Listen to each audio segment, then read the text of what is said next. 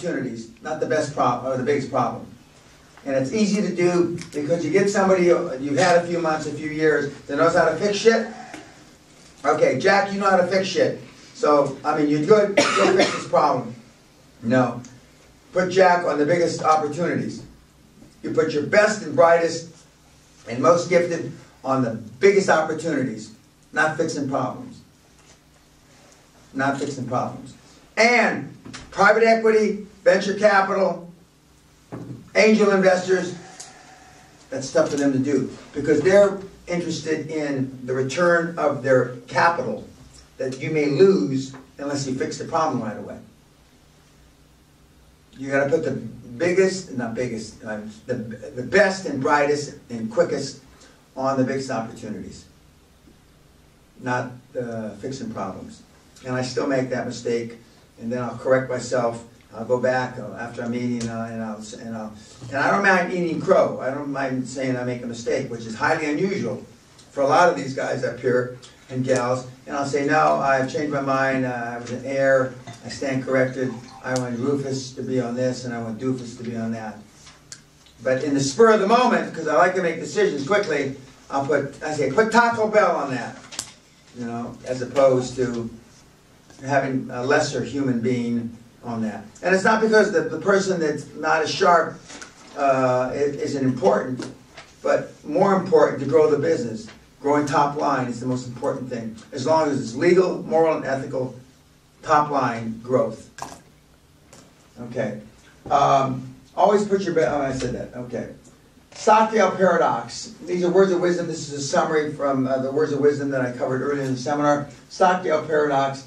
Admiral Stockdale survived 7 years of torture in Vietnam, not being overly optimistic of being rescued within weeks, but for being realistic of knowing it could be years. The other optimistic American POWs around him died of broken expectations and hearts, of hoping to be rescued within weeks. Realists are brutally honest with themselves. Nobody's as brutally honest as I am. And when we start these weekly meetings, weekly reports next week, I mean, you're going to find out because I don't fuck around. I don't wait to say, oh, maybe Mark will get wise. Maybe he'll do this. Maybe he'll do that. And I'll tell him this is a fucking idiotic idea. Same with Taco Bell over here. Same with Matt. Same with Jack. Same with everybody in the room. You know, because unless you're taking advantage of my experience, then you're wasting a lot of fucking money. And most of these things, not virtually all of these things, I've already done. Failure is not an option, even in the face of great adversity. Just know what the adversity really is. Whereas the hedgehog versus the fox is smart and cunning, but gets caught up with lots of details, becoming misdirected and chasing his own tail. Hedgehogs do only one thing and do it well and nothing else. They eat. The best CEOs of all time are all hedgehogs. Mr. Zuckerberg, even though I disagree with several things that he's done, he's a hedgehog. He wants to make Facebook have the world, the people on the planet, be able to interface and share ideas and experiences. If Mark Zuckerberg died tonight, and God knows I'm not wishing that on him, he's already accomplished that. He's already accomplished that big time with $1 billion, 200 million, $1 billion, 300 million, whatever it is. Okay. Now, I don't know what you know, he's trying to monetize Facebook so to keep his shareholders happy, etc. But he's already connected the world for free, which is big, okay? But he's a hedgehog in that regard, and he's a hedgehog in that regard. He's got good leadership skills. Jimmy Carter was an example, smart, worldly, tackled many issues and got lost in detail. President Reagan only had one thing on his mind for 8 years: Russia, remove the evil empire, remove the evil empire. Reagan was a hedgehog. All great hedgehogs have three things in common. One, they're passionate about what they believe in. Two, they recognize that they are genetically encoded for their chosen field of endeavor. They really love what they do. And three, and somebody will pay them for what they love to do. Again, Mr. Zuckerberg is an example of that. He's getting paid, not in salary, because he only takes $1 now, but he's getting paid from the value of a stock for something he's in love with and passionate about since he was at Harvard. So in that regard, he's a fortunate guy, young man, you know. World of wisdom again. CEO's most important task: never stop becoming qualified for your job. The flywheel effect, and this is real important for the people on YouTube and the people in this room. When you start pushing a 10-ton metal flywheel, it takes lots of effort to make a single revolution, but less than 3 for the next 3, momentum will start to carry the wheel forward. Same is true in business. It's tough and slow to build momentum and inertia, but before long, it starts spinning under its own force. After a while, multiple revolutions will create evolution. Momentum, old Big Mo, as we used to call it, is really important, because once you have momentum, it gives you more room for error. I'm not suggesting that you make errors, but it gives you more room for error, because everybody in a company wants to see increased revenue. Everybody in a company wants to see your traction increase. Everybody in a company wants to see you be successful, and nobody likes being part of a successful model than the people that you're working for, and even your customers. Building a great company means you're building something worthy of lasting. Questions: how do I know if the company is worthy of lasting? Answer: does it stand for something great to someone? Dream now, and then they will come. They will come. Lastly, great companies do 2 things: they preserve core values and purpose, and changes operating practice, technologies, and culture as needed. When you get going, when you get started, you will have, under the QLA methodology, you will have gotten a chairman, you will have gotten dream team members, you will have acquired on a success fee basis accountants, lawyers, other service providers, service professionals. That's only the beginning. The next step is, if you follow the methodology, you are going to look for a fragmented industry, and you're going to consolidate, professionalize, etc., etc. Then you're going to sell, cash out, and do it again. Okay. Without the dream team, it is exceedingly more difficult to do.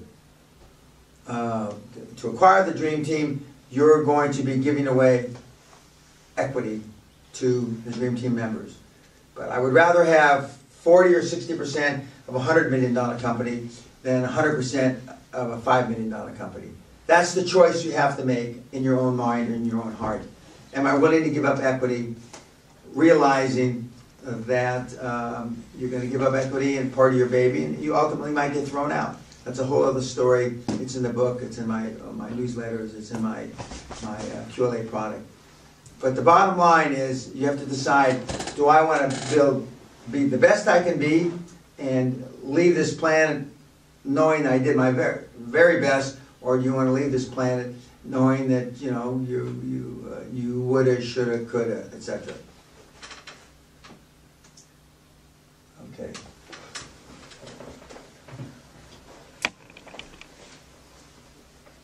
Tonight we will have graduation. Tonight you're going to be dressed up in kilts. The guys, the ladies will be wearing whatever evening attire they have. We will have a butler, like usual, bagpipe, Scottish music, a lot to drink, more so. I'm going to drink tonight. I haven't drank during the week, but I'll drink tonight. And then most of you are leaving early in the morning. I have a couple meetings tomorrow morning. If you have any questions of me tonight during our celebration, we're going to take pictures. It'll be on YouTube, etc., etc. Your first weekly report is due for the week ended.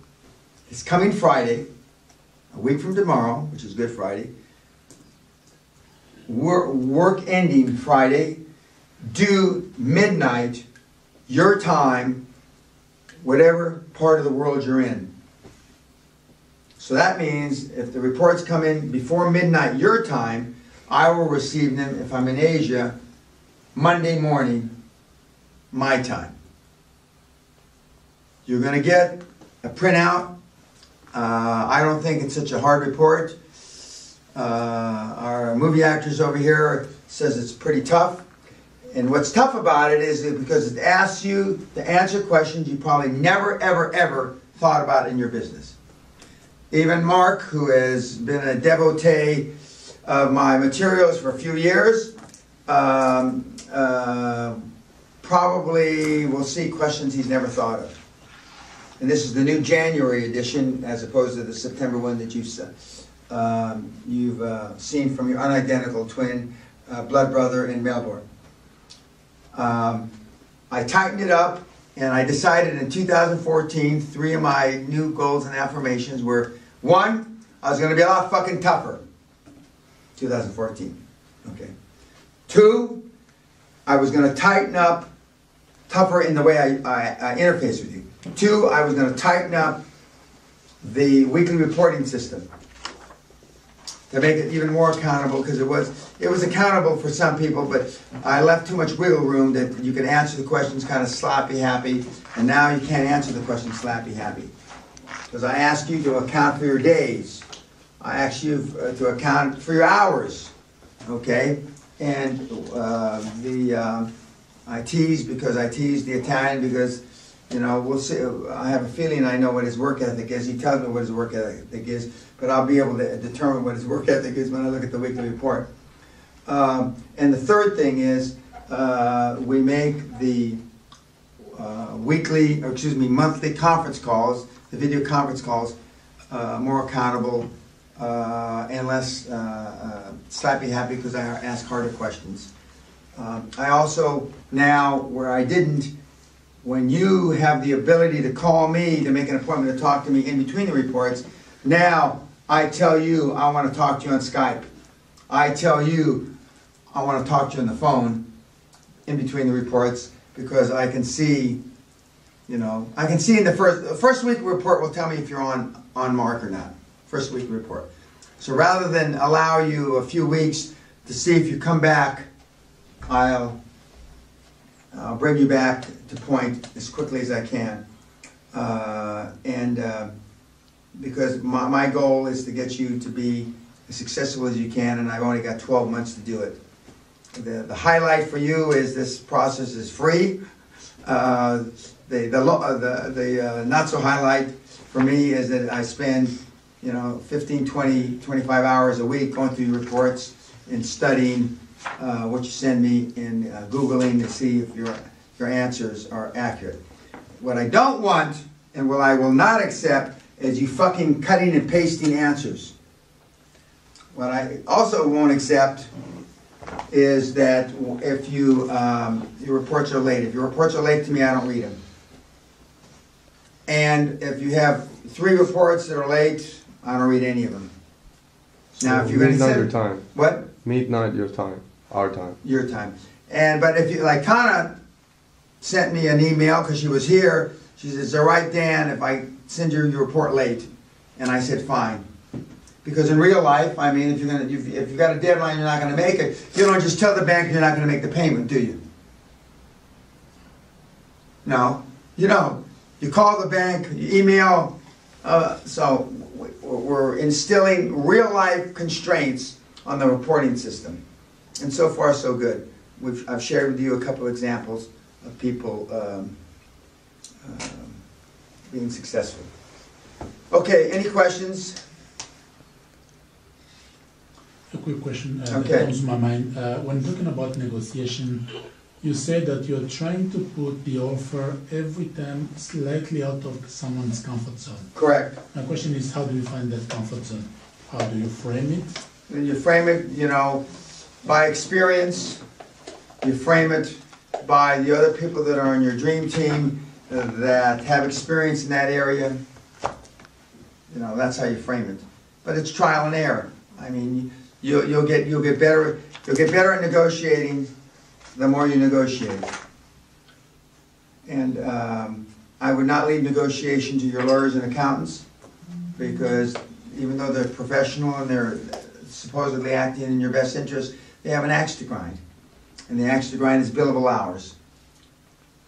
It's billable hours.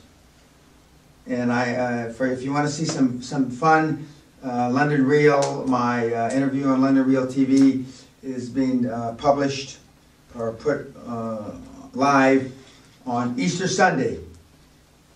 And the in-tongue joke says, Dan, since you think you're God, we're going to put you up against God on Easter Sunday. Which I have no problem going heads up with him. Mano y mano. I've done it before, I'll do it again. Thanks a lot. Ciao.